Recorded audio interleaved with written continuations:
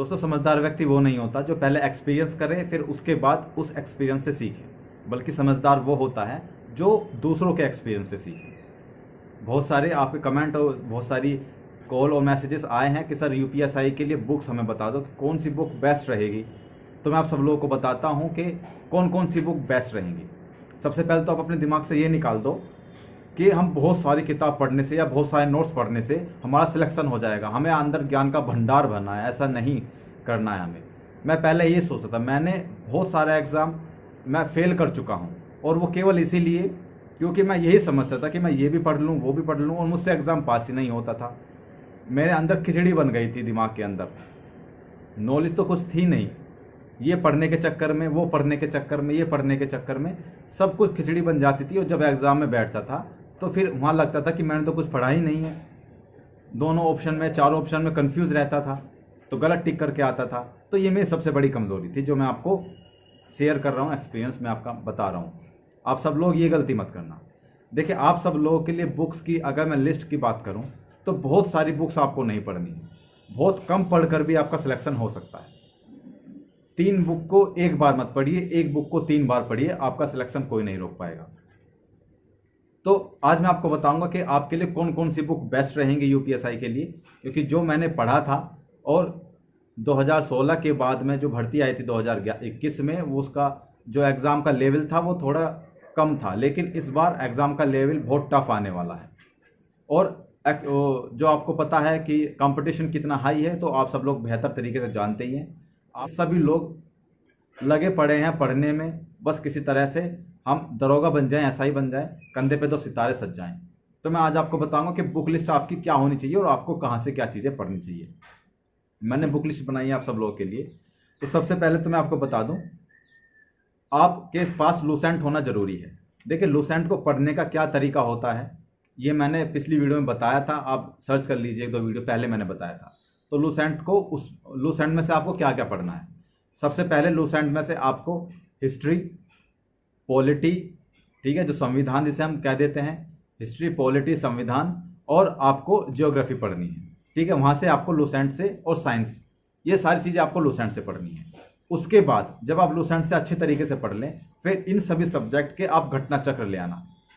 घटना चक्र पूर्वावलोकन जो होता है, आती है घटना चक्र की पूर्वावलोकन, वो बेस्ट बुक होगी आप सब लोग के प्रैक्टिस के लिए, क्योंकि जब आपने पढ़ लिया तो उसको प्रैक्टिस भी करनी होती है। तो लास्ट ईयर में कितने क्वेश्चन किस टॉपिक से आए हैं, जैसे साइंस से किस टॉपिक से कितने क्वेश्चन आए हैं, ये आपको घटना चक्र से मिल जाएगा और आपकी एक तरीके से प्रैक्टिस भी हो जाएगी। ऐसे ही हिस्ट्री के लिए आना, ऐसे ही संविधान और पॉलिटी के लिए आना, और ऐसे ही आप ज्योग्राफी के लिए आना। इसके अलावा आपको कुछ पढ़ने की जरूरत नहीं है। बहुत ज़्यादा के चक्कर में मत पढ़ना, मैं फिर से बता रहा हूँ। केवल सीमित जो बुक्स हैं वो अपने पास रखना। ये पीडीएफ आ गई, वो पीडीएफ आ गई, ये नोट्स आ गए, इस बुक को पढ़ लो, कुछ नहीं होने वाला। मैं अपने एक्सपीरियंस से बता रहा हूँ भाई। तो केवल सीमित चीज़ें रखना, उसको ही पढ़ना, ठीक है। अब बात आते हैं मूल विधि की। तो मूल विधि की अभी आपकी मार्केट में बहुत सारी बुक्स नहीं आई हैं। जैसे ही आपकी वैकेंसी आ जाएंगे तो मूल विधि की बुक्स भी आ जाएंगी। अभी मूल विधि को आप किनारे रखिए, जो मेन टॉपिक्स है अभी पहले वो पढ़िए, फिर उसके बाद मूल विधि पढ़ी जाएगी, ठीक है। पहले जो मेन टॉपिक है वो पढ़िए, ठीक है। अब मैं मैथ्स की बात करता हूँ। मैथ्स के लिए मैं अगर जेन्युइनली बताऊँ तो मैंने राकेश यादव सर की बुक्स से मैथ्स की प्रैक्टिस की है। और मैथ की प्रैक्टिस ऐसे नहीं की कि मैंने एक चैप्टर पढ़ा फिर मैंने उसको छोड़ दिया, फिर एक बार मैंने पूरी मैथ की बुक रिवाइज कर दी, फिर सोचा 1 महीने बाद फिर से रिवाइज करूँगा, नहीं। मैं मैथ और रीजनिंग दोनों ऐसे सब्जेक्ट हैं कि अगर आप प्रैक्टिस करते रहेंगे तो आपका प्रैक्टिस में बनी रहेगी, आपकी स्ट्रॉन्ग रहेगी। और जैसे ही आपने प्रैक्टिस छोड़ दी तो आपका वो स्ट्रॉन्ग नहीं रहेगी, आप भूलते चले जाएंगे उसको। मैथ और रीजनिंग की ये खास बात है। तो मैंने मैथ पूरा कंप्लीट किया, फिर उसके बाद फिर से रिवीजन स्टार्ट कर दिया नेक्स्ट डे से ही। फिर जब पूरी कंप्लीट हो गई बुक, फिर से रिवीजन स्टार्ट कर दिया। तो मुझे भी नहीं पता था मैंने कितनी बार रिवाइज कर चुका था मैथ को, मुझे बिल्कुल रट चुकी थी। और उसमें हर टाइप के क्वेश्चन आपको मिलेंगे, तो इसलिए वो बेस्ट बुक मुझे लगती है, क्योंकि उसमें हर टाइप के क्वेश्चन मिलते हैं, ठीक है। रीजनिंग के लिए आप PYQ ला सकते हैं, प्रीवियस ईयर क्वेश्चन के जितने भी जो सब्जेक्ट वो हैं, क्वेश्चन हैं, वो आप ला सकते हैं, उनको पढ़ सकते हैं, उनकी प्रैक्टिस कर सकते हैं, वो आपके लिए इनफ होगा रीजनिंग के लिए, ठीक है। रीजनिंग और हिंदी, और जिसकी मैथ स्ट्रॉन्ग है मैथ, ये तीनों चीज ही जो आपके नंबर हैं वो गेन करेंगी, ठीक है। अब आते हैं साइंस। साइंस मैंने बता दिया आपको लूसेंट से। और अब बात करते हैं हम हिंदी पर।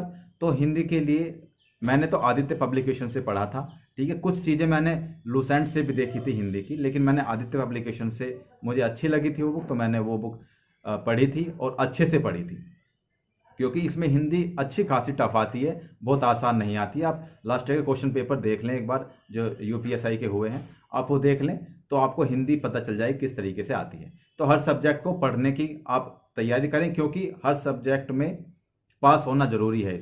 इसमें ऐसा नहीं कि आप एक सब्जेक्ट में बहुत सारे नंबर ले आए, बहुत ज़्यादा ले आए और दूसरे में फेल हो गए तो आप फेल हो जाएंगे। हर सब्जेक्ट में पास होना जरूरी है। पिछली भर्ती में 35% का क्राइटेरिया था हर सब्जेक्ट में, इस भर्ती में भी 35% का ही होने वाला है। तो आप सब लोग उस तरीके से मेहनत करिए कि आप हर सब्जेक्ट को इक्वल टाइम दे पाएं, ठीक है। बात रही मूल विधि की, तो मूल विधि की बुक्स आते ही मार्केट में मैं आपको बताऊंगा कि आपको कौन सी बुक खरीदनी है मूल विधि की। इसमें आपको बस मेहनत करनी है, सही डायरेक्शन मैं दिखाऊंगा, हर चीज़ का एक्सपीरियंस मैं कराऊंगा आप सब लोगों को कि आपको किस तरीके से पढ़ना है, क्या पढ़ना है, कहाँ से पढ़ना है।